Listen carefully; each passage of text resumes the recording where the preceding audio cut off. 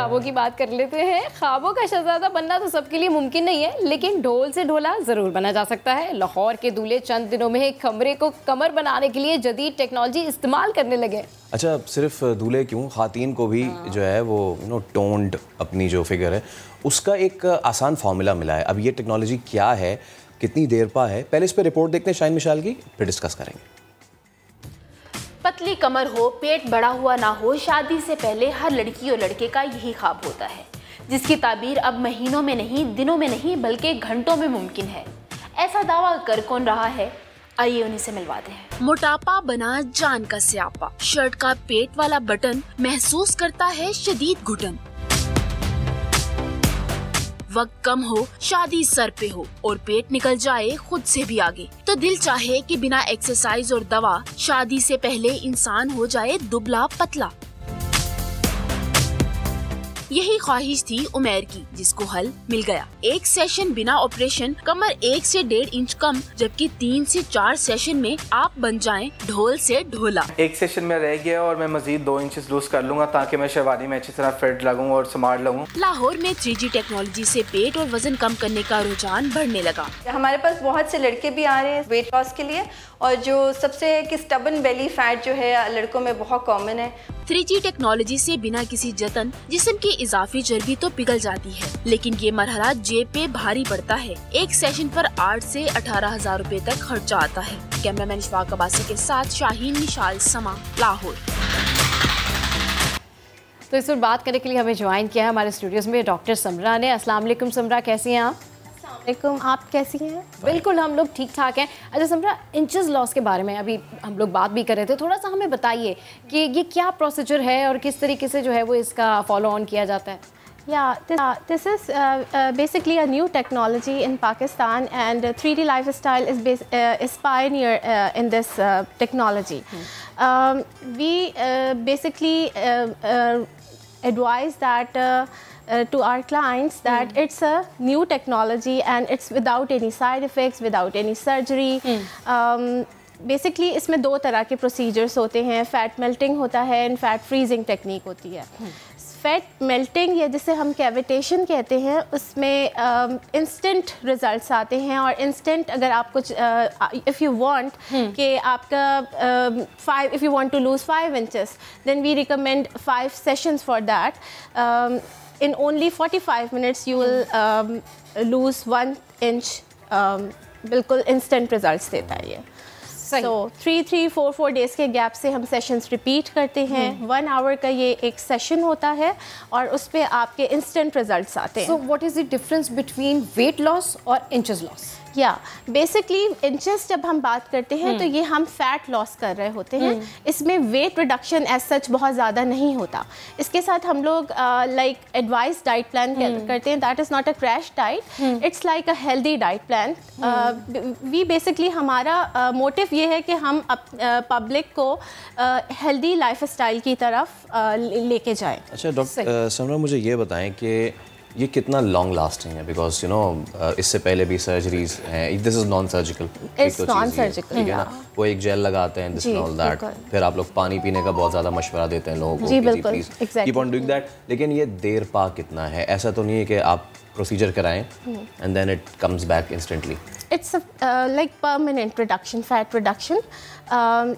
Of course हमें advice करना पड़ता है अपने क्लाइंट्स को कि healthy lifestyle of course is very important. If you are not following your healthy life, healthy you are not taking any healthy diet, then of course new fat can deposit in your body. बिल्कुल, जो लोग ये देख रहे हैं उनके लिए ये बड़ा जानना ज़रूरी है कि आप एक सेशन करा के निकलें और उसके बाद अगर दिल कर रहा है कि चलो यार मैं ज़रा एक जिंगर तो खा लूँ, तो प्लीज़ डोंट डू दैट। अच्छा, इसके are there any after effects, skin burn या इस तरह की कोई चीज़? ऐसी कोई चीज़ नहीं है, इसमें कोई पेन नहीं है। इवन ये आप अगर इफ़ लंच ब्रेक में आके करवाना चाहें, इंच लूज़ करना चाहें, तो लंच ब्रेक में आए करवाएं और you can go back to your work. ठीक है। अच्छा समरा, हमारे व्यूवर्स के लिए थोड़ा सा इसको जो है ना वो आसान अल्फाजों में ये बताइए कि जो लोग वज़न कम करना चाहते हैं, इनफैक्ट वो वज़न तो कम कर रहे होते हैं, साथ में उनकी जो हेल्थ और डाइट है वो प्रॉपर नहीं होती, तो उनको वज़न कम करने के चक्कर में चक्कर आ रहे होते हैं। Exactly. ये एक हेल्दी प्रोसीजर है जिसमें आप इंचेस लॉस करते हैं और आपका जो हेल्दी लाइफ स्टाइल है वो कैरी ऑन रहता है, मतलब आपकी डाइट भी प्रॉपर होती है, आप अपना हेल्दी जो लाइफ स्टाइल है उसको कैरी ऑन करते हैं। थोड़ा सा इसके बारे में बताइए। जी बिल्कुल, इसमें यह है कि आप इंचेस लूज़ करते हो, अपने बॉडी को बेसिकली शेप में आप ला रहे होते हैं, कंट्रोल कर रहे होते हैं। इसमें आप without any dieting, without any like exercise, you can trim your body, you can trim your body in shape जो आप चाह रहे हैं अपना। लाइक ब्राइड्स, जैसे आजकल सीज़न है बहुत ज़्यादा शादियों का, तो हमारे पास ब्राइड्स आ रही होती हैं कि हमें ये अपना like shirt size reduce, like large से हमें मीडियम पे आना है या स्मॉल पे आना है, तो you can easily without any side effects आप अपनी बॉडी को शेप में कंट्रोल कर सकते हैं। कोई साइड इफेक्ट्स नहीं है? There is no side effects. What's the per session cost? और जो देख रहे हैं उनके लिए कोई डिस्काउंट वगैरह दे रही हैं आप?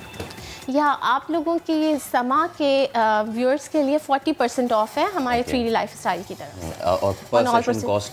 पर session cost is for cavitation, for melting it's 25,000 पर सेशन, बट पैकेजेस जब आते हैं तो हम उनको ऑफर करते हैं, डिस्काउंट्स बहुत अच्छे देते हैं। You can have like your free consultation at our clinics. हमारे पास पूरे पाकिस्तान में 30+ क्लिनिक्स हैं इस वक्त, और कराची में we are like 6 clinics.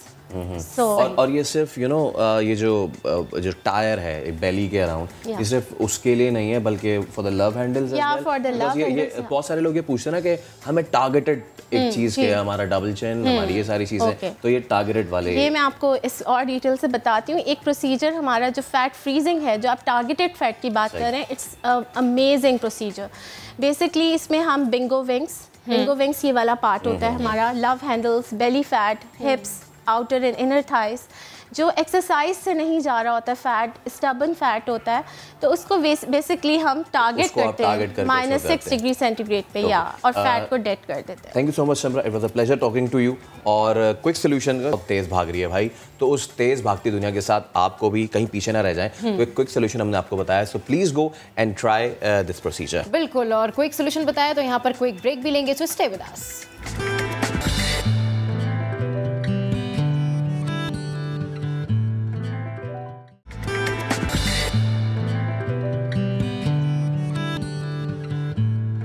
Welcome back. तो जनाब आज कुछ पर्सनालिटीज़ की भी हम बात कर लेते हैं। सवाल ये है कि मॉडर्न कौन है, वो कौन सी खूबियां हैं जिनका किसी इंसान में मौजूद होना इस बात को साबित करता है कि दर हकीकत वो मॉडर्न है।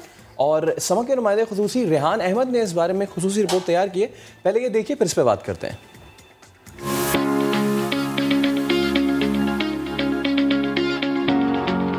मैं जब किसी ऐसी जगह पर जाता हूँ जहाँ अपने लिबास, अपनी गुफ्तगू और अपने अंदाज से लोग दूसरों को मुतासिर करने की कोशिश कर रहे होते हैं, तो सोचता हूँ कि कितना फ़र्क है हमारे बड़ों और हमारे बच्चों के लाइफ स्टाइल में। ज़रूरी नहीं है कि बहुत ज़्यादा मेकअप कर लेना या बहुत ज़्यादा शौक और चुलबुले कपड़े पहन लेने से, या वैसे कपड़े जो बहुत ज़्यादा आपके जिस्म को बहुत नुमायाँ कर दें, वो मॉडर्न है। आप नहीं, सादा कपड़े या वो कपड़े जो आपको ढांप के रखें, वो मॉडर्न आप रख सकते हैं। आज से 30, 35 और 40 साल पहले के ज़माने में किन लोगों को मॉडर्न कहा जाता था, इसका थोड़ा बहुत अंदाज़ा तो हमें हो ही गया है। लेकिन आज के दौर में कौन मॉडर्न है, आइए चलकर पूछते हैं। यहाँ पर ज़्यादातर लोग जिसको मतलब पैंट शर्ट पहनते हैं उसको मॉडर्न कहते हैं कि हम मॉडर्न हैं। जितने मतलब शॉर्ट कपड़े उसको मॉडर्न कहते हैं। देखिए ना, अगर कोई किसी ने कुछ पहना हुआ है तो वो उसमें इजी फील कर रहे होंगे ना, मेरे हिसाब से। अगर वो अनईजी होंगे तो ऑब्वियसली वो नहीं पहनेंगे, या फिर वो यहाँ आने के लिए ऐसे अप टू डेट आने की क्या ज़रूरत है भाई। एक बात है ना, क्या ज़रूरत है। अगर वो पहनते होंगे वो चीज़ हर जगह पहनेंगे, यहाँ एक पर्टिकुलर फेस्टिवल में ही क्यों। अगर आप अच्छी ड्रेसिंग करो और अच्छे दिखो तो ज़रूरी नहीं आप मॉडर्न लगो। स्टाइल्स, लुक्स, फैशन सेंस, मेरे ख्याल में यही होता है। लेकिन ड्रेसिंग से कोई मॉडर्न नहीं कहलाता। उसके अंदर सारी स्किल्स होनी चाहिए, वो मॉडर्निज्म है। जो लोग इवॉल्व्ड हैं, जिन्होंने बहुत ट्रैवल किया हुआ है, आपको शायद वो नज़र आएंगे, ज़्यादा मॉडर्न ना हो। और अनफॉर्चुनेटली जिनको ये मौका नहीं मिला हुआ, वो क्योंकि आजकल इंटरनेट और नेटफ्लिक्स और ये सारी चीज़ें ईज़िली अवेलेबल हैं, तो वो उसको देख के ज़्यादा इन्फ्लुएंस हो जाते हैं। आखिर शख्सियत की वो कौन सी खूबियाँ हैं जो किसी को हर दौर में मॉडर्न साबित करने का पैमाना बन सकती हैं? ये सवाल हमने रखा कुछ ऐसे लोगों के सामने जिनके पास है जिंदगी का तजुर्बा। ड्रेसिंग ऐसी हो कि आप किसी भी पार्टी में इजीली जा सकते हैं, किसी भी इन्वायरमेंट में जा सकते हैं, आपको सब एक्सेप्ट करें, या ये ना हो कि कोई आपको आंखें फाड़ के देखता रहे कि इसने कैसी ड्रेसिंग की हुई है। आप कपड़े कम करने से मॉडर्न नहीं होंगे, आप स्टाइलिश और क्लासियर होने से मॉडर्न हो जाएंगे। तालीम, तरबियत और तहजीब, इन तीनों का होना बहुत ज़रूरी है। आपकी बात में, आपके लबो लहजा में वो खूबसूरती होनी चाहिए, वो मिठास होनी चाहिए, जिसकी वजह से आप लगे कि आप मॉडर्न हैं, और आपके अंदर एक सलीका, एहतराम होना चाहिए जो कि आपको दिखाए कि आप मॉडर्न हैं। दूसरी बात ये, आपका कंफर्ट आपके स्टाइल के साथ मैच करना चाहिए। बहुत लोग अनकंफर्टेबल होकर मॉडर्न बनना चाहते हैं, जो कि I think left and right इतना फ़र्क है।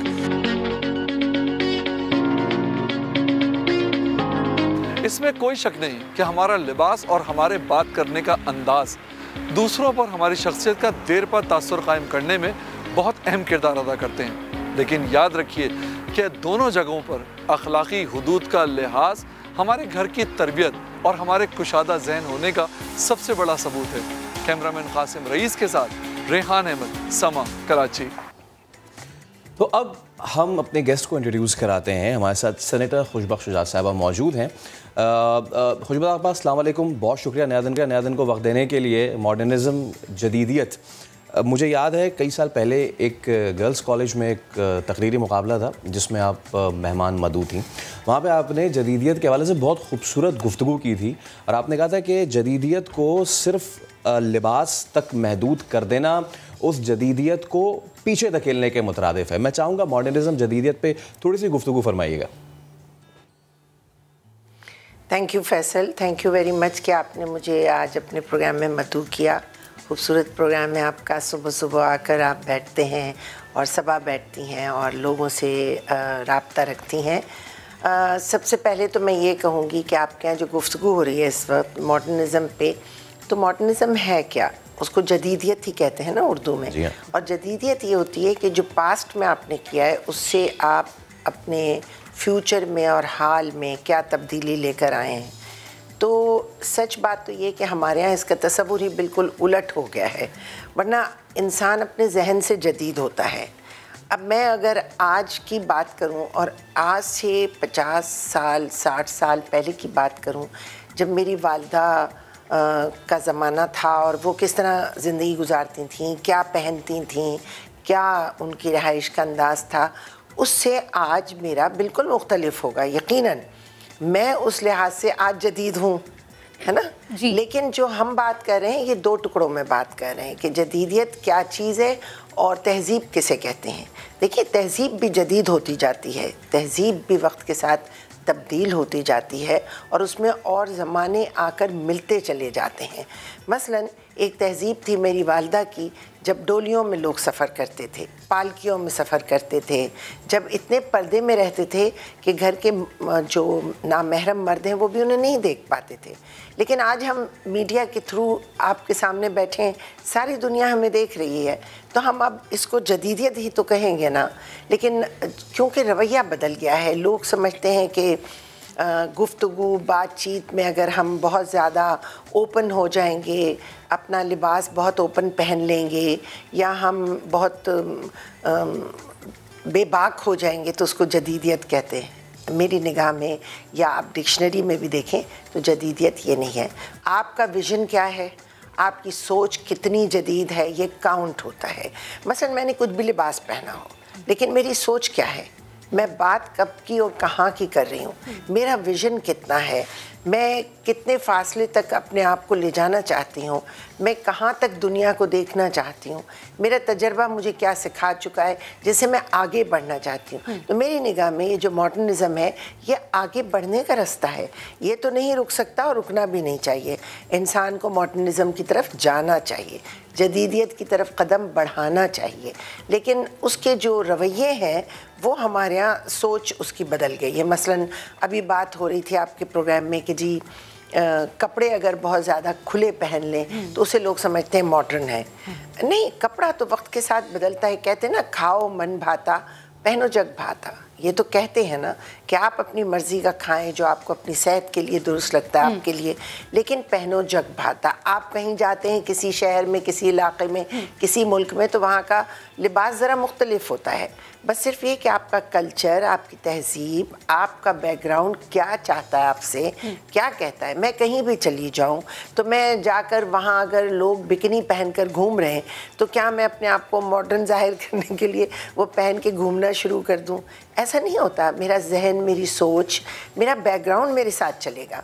तो हर एक के साथ उसका बैकग्राउंड चलता है, उसकी तरबियत चलती है, उसकी तहजीब चलती है, और जहनी तौर पर वो इंसान जदीद से जदीद तर होता चला जाता है, और ऐसा होना चाहिए।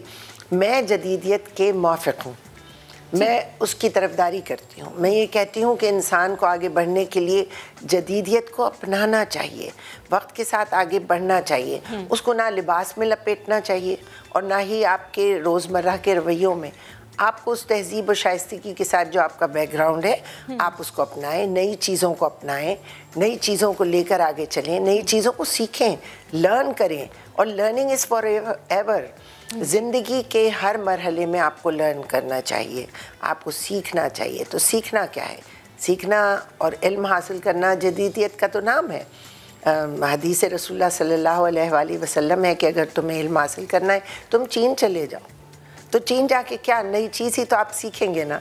तो ये तो एक इस्तिआरे हैं, सिंबॉलिक गुफ्तगू होती है जो हमारे बड़ों ने की है, हमारे बुज़ुर्गों ने की है, पैगम्बरों ने की है, और उसमें बिल्कुल जदीदियत शामिल है।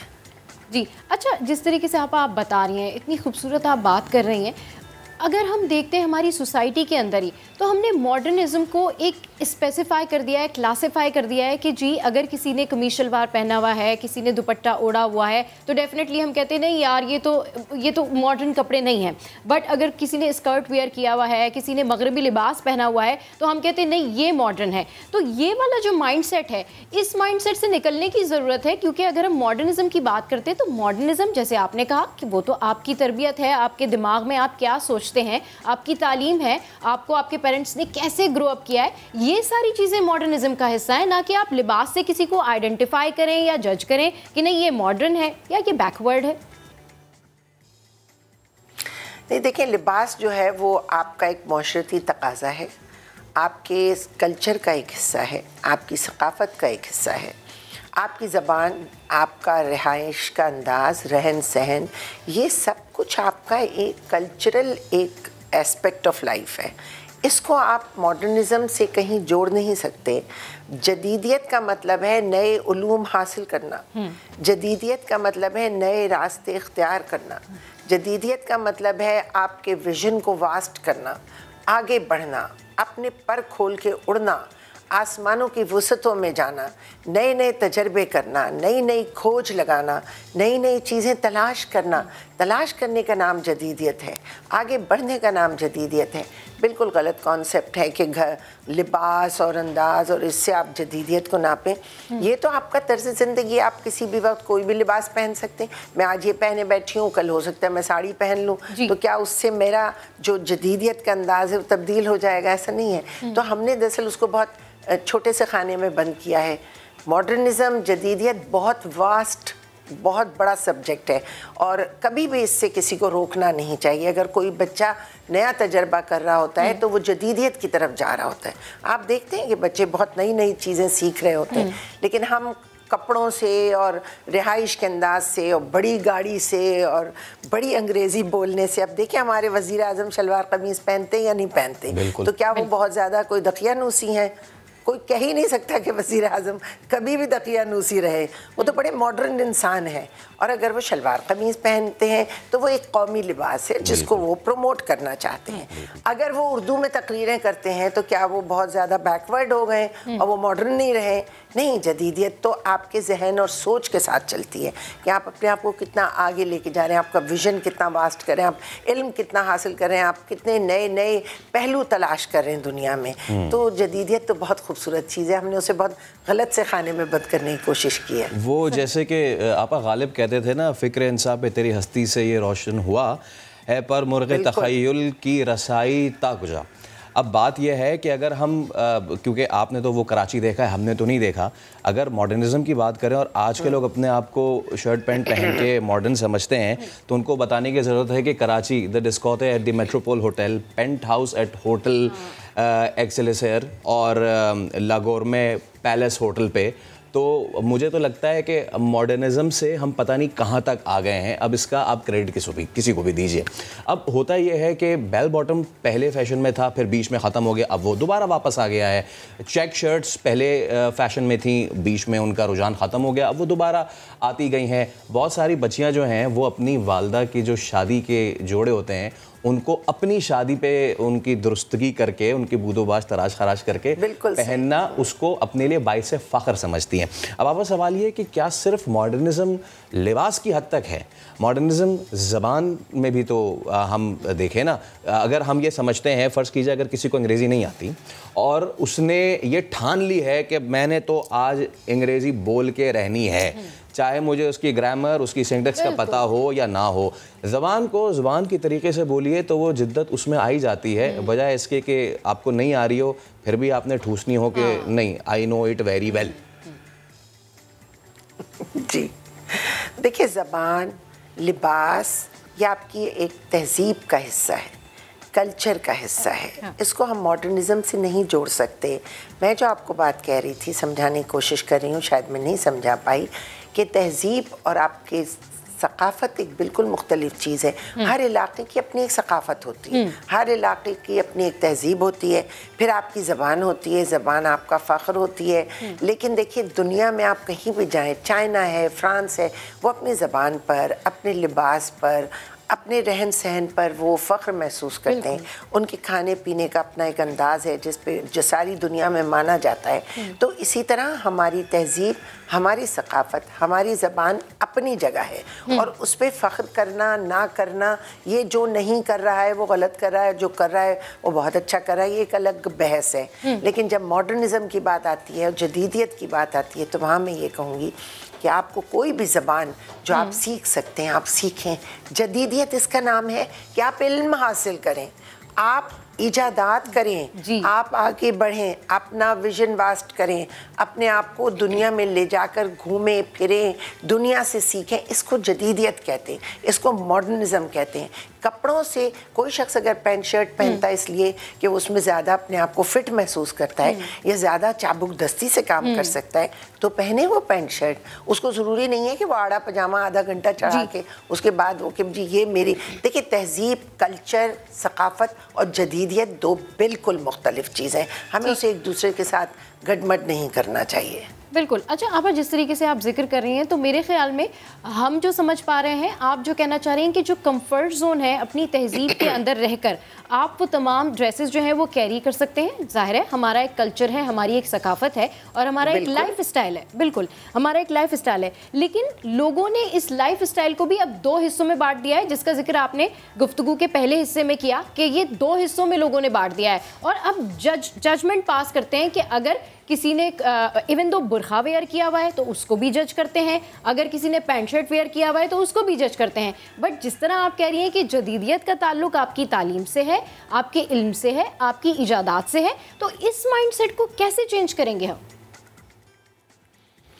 देखिए, माइंडसेट जो है वो वक्त के साथ तब्दील होता है। ये कोई रॉकेट साइंस नहीं है जिसे हम चेंज कर दें।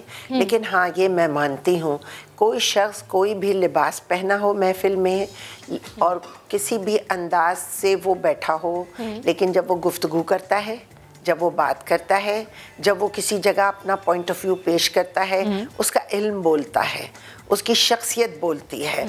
तो लिबास नहीं बोलता, उसकी ज़बान बोलती है, उसकी गुफ्तगू बोलती है, उसने जो हासिल किया है वो लोगों को दे रहा है, वो बात हो रही है।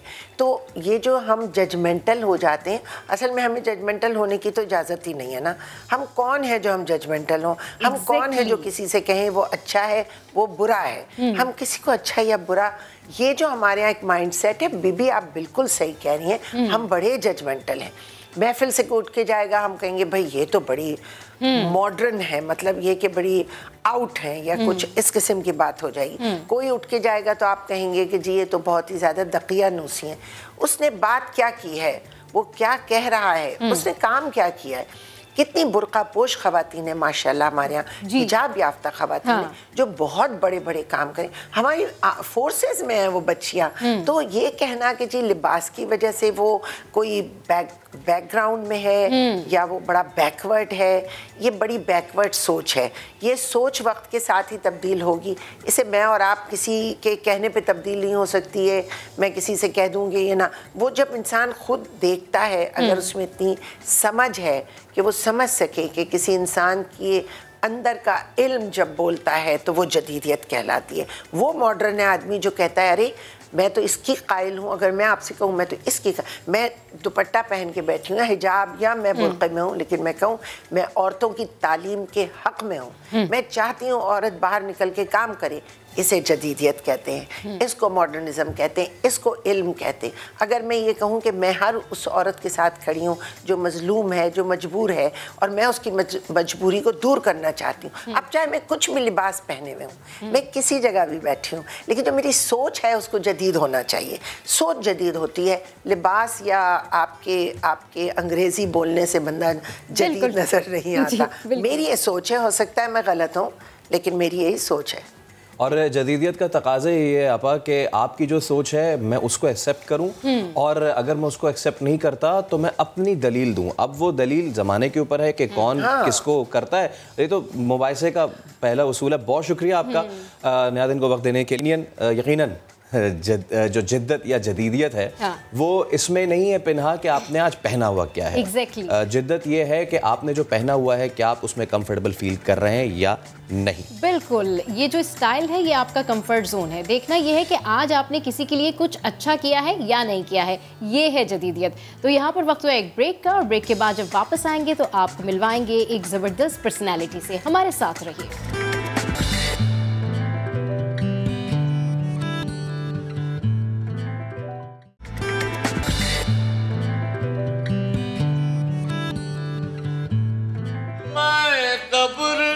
अंधेरी में घबराऊंगा जब तन्हा, इमदाद मेरी करने आ जाना रसूल अल्लाह, इमदाद मेरी करने आ जाना रसूल अल्लाह, रोशन मेरी तुर्बत को लिल्लाह जरा करना, जब वक्त नज़ा आए आका दीदार अता करना।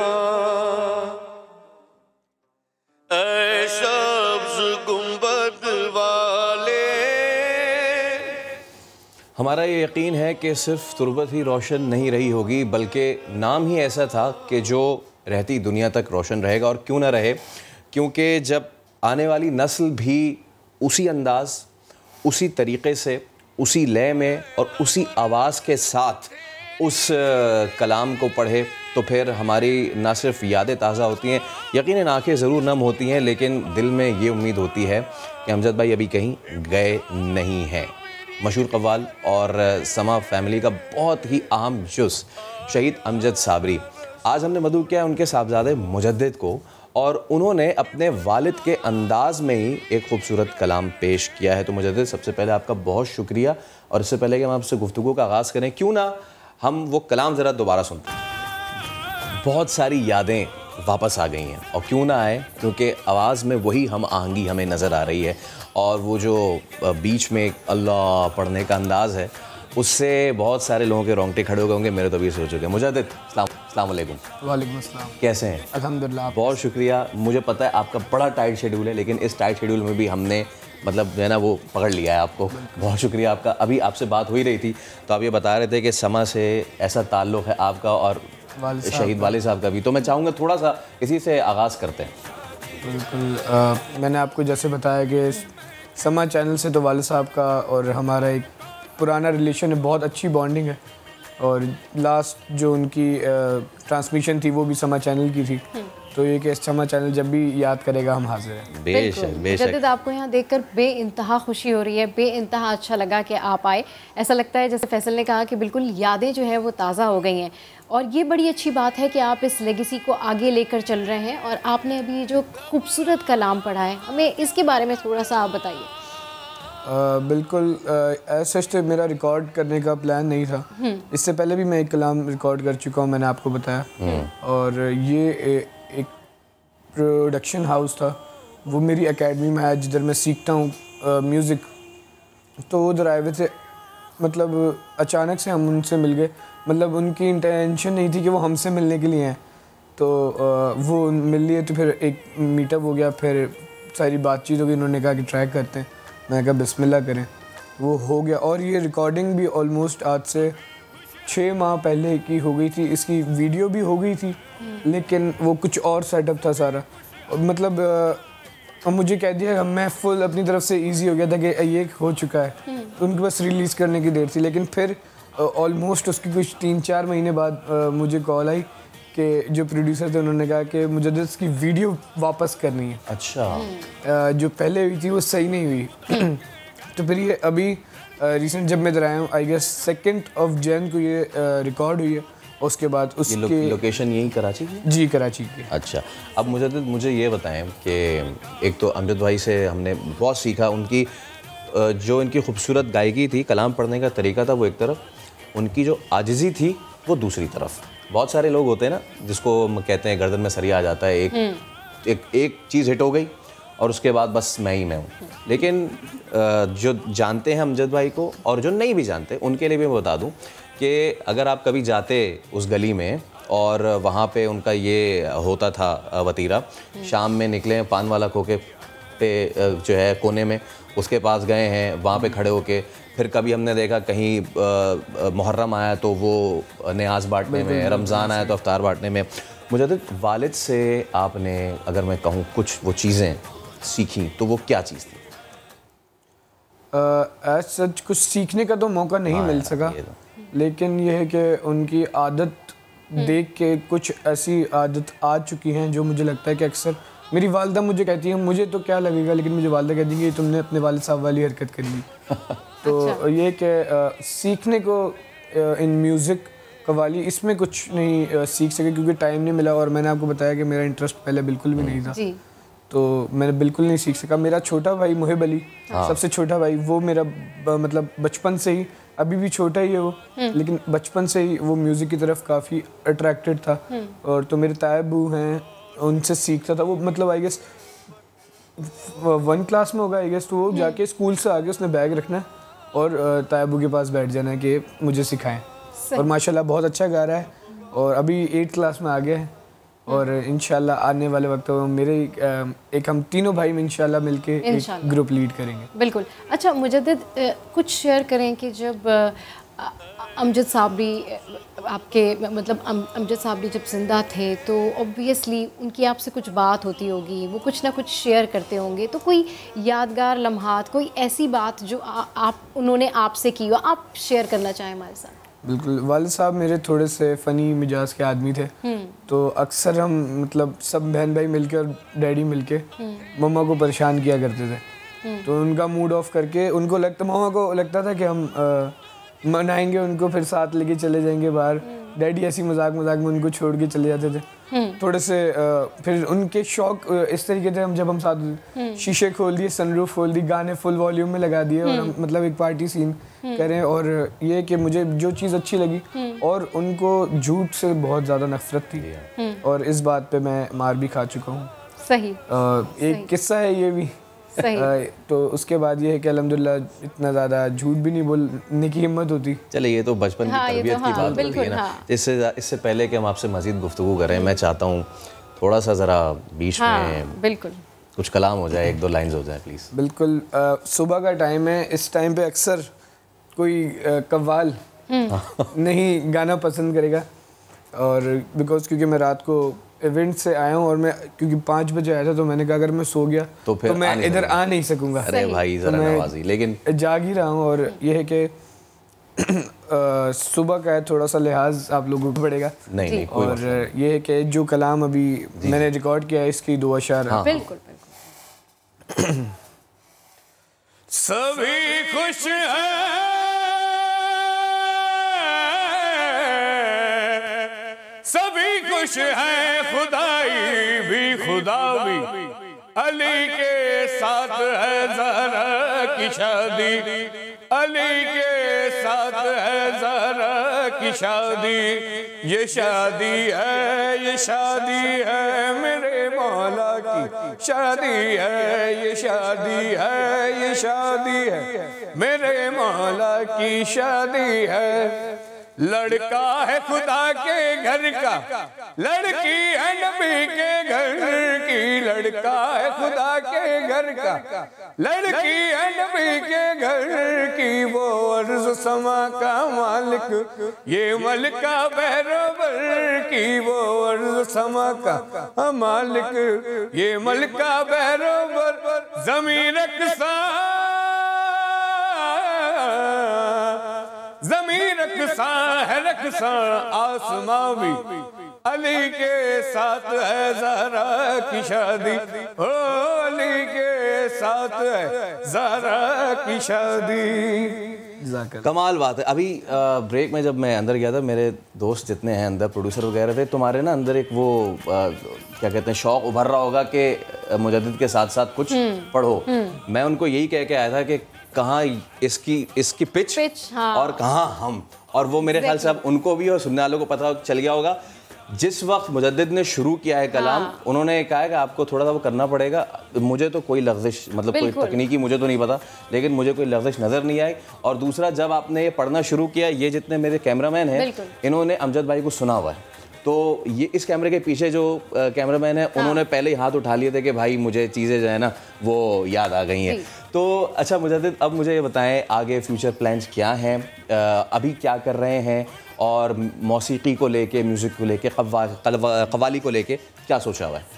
अभी मैं स्टूडेंट हूँ 11th का, लाहौर के अंदर। मैं स्टडीज़ को अपनी आगे देख रहा हूँ, क्योंकि वालिद साहब का मेरा मेन मोटिव यही था कि स्टडीज़ छूटे ना बीच में प्रॉपर, क्योंकि मेरे वालिद साहब भी चार्टर्ड अकाउंटेंट थे।